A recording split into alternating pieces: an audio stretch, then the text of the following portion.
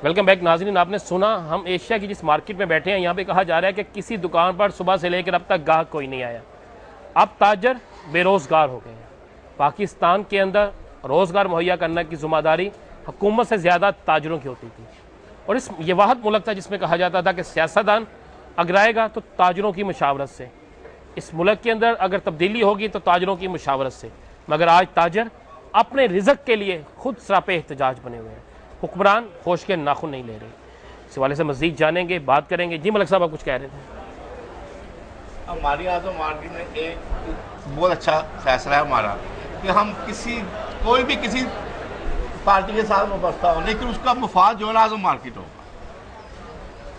अगर कोई people party में है, मुस्लिम लीग में है, किसी भी है ना, लेकिन सबसे पहला मुफाद जो है ना हमारा आज़म कार मार्केट की बहाली के लिए।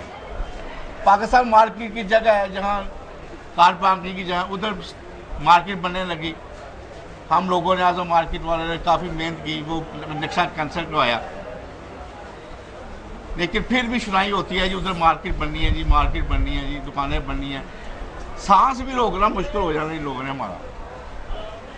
हम आपकी वसातों से ये कहना चाहते हैं तो खुदा ना हमारी को बिजली की तारें ठीक कर दो, टेलीफोन की तारें ठीक कर दो, पानी का इंतजाम कर दो, कोई हमारे ऊपर हाल हम पे रहम कर दो। रहम नहीं ना मांगते, हुक्मरानों से रहम नहीं मांगते, अपने हक मांगते। छीनना पड़ेगा ना, अगर रहम नहीं करें छीनना पड़ेगा। देखें, एक मेन चीज़ होती है सिक्योरिटी भी हमने अपनी कर ली हुई है, कैमरे भी हमने अपने लगा दिए हुए हैं, हर चीज़ हमने गेट सेफ्टी के लिए गेट तक लगवा दिए हुए हैं। अब क्या क्या कुछ हमने करना है, और कुछ हुकूमत का फर्ज है कि नहीं है?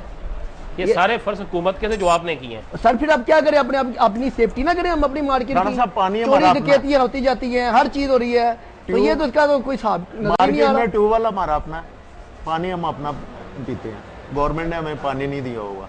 यहाँ सिक्योरिटी का इंतज़ाम हमारा अपना है, रात के गार्ड और हैं, दिन के गार्ड और हैं, लेकिन आप यकीन करें कि वो हमारे लिए कम है। बढ़ा इसलिए नहीं सकते कि अफोर्ड नहीं कर रहे इस वक्त हम। इतनी बड़ी मार्केट हो और ये कहें कि हम गार्ड अफोर्ड नहीं कर सकते, अफसोस है। हुकूमत को चाहिए कि हमारे साथ तावन करे, ये हमारा बुनियादी वाकई हक है।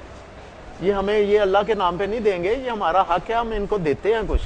और हमारी जो टैक्स वगैरह लेते हैं वो इन्हीं कामों को आता है ना, कि वो हमारी फलाह के लिए हमें कुछ दें भी, हमारा हक भी हमें दें। मैं एक बात यहाँ ऐड करना चाहूँगा राना साहब, कि गवर्नमेंट ऑफ पाकिस्तान और जितने भी बैंक हैं लोगों को कर्जा जब देते हैं ना, तो उसका एक मेमोरेंडम इशू होता है, उसका एक लेजर बनता है, बाकायदा बताया जाता है कि ये मैंने इस नेचर का काम करना है और इसको मैं 24 घंटे कंटिन्यू रखूँगा, और इतनी मेरी अर्निंग होगी, इतना मैं कमाऊँगा, इतना मैं बैंक को दूंगा, इतना मैं अपने लिए रखूँगा। वो चीज़ तैयार होती है।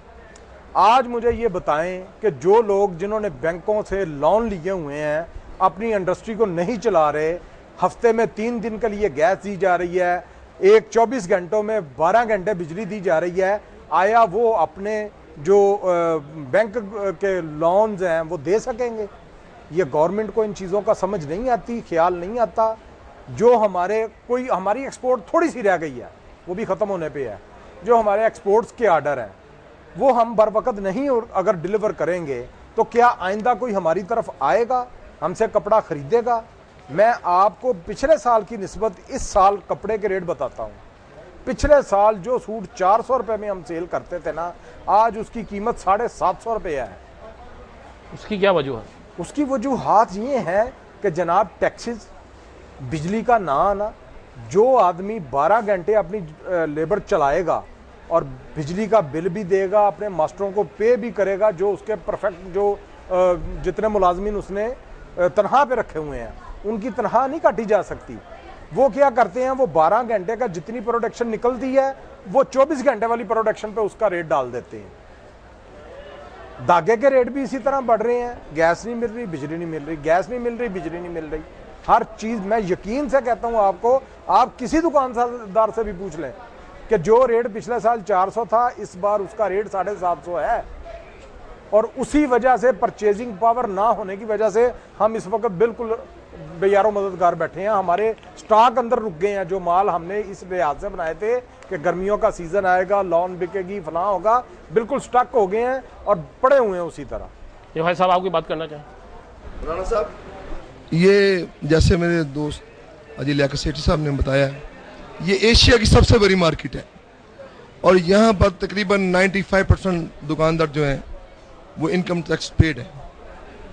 ये टैक्स हमसे प्रॉफिट में से लिया जाता है इसी तरह।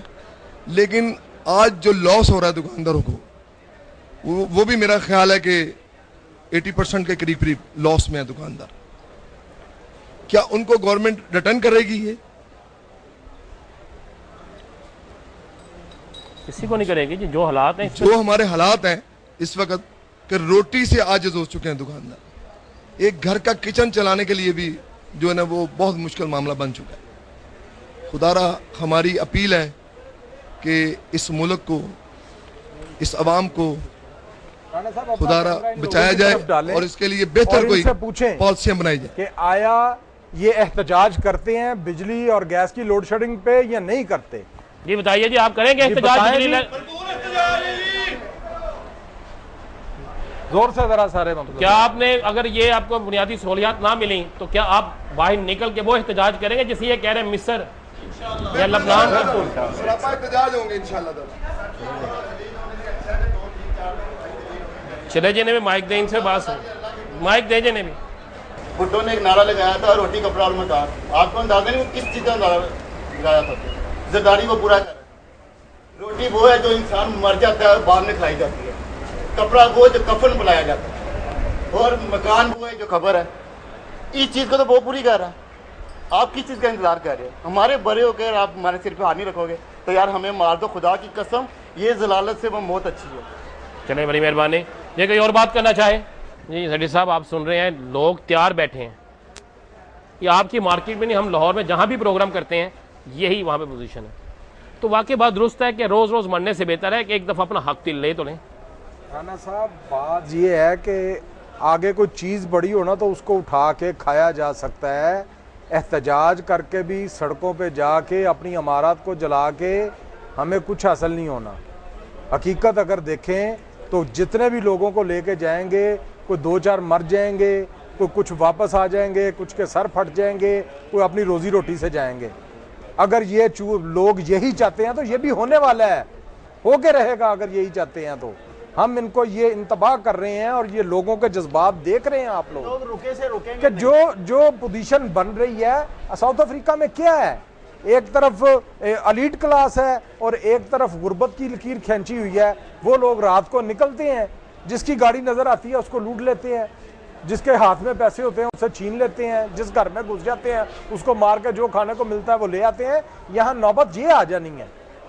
ये जो एक एलीट क्लास और गुर्बत की लकीर खींची जा रही है ना, इसके नतायज अच्छे नहीं होंगे।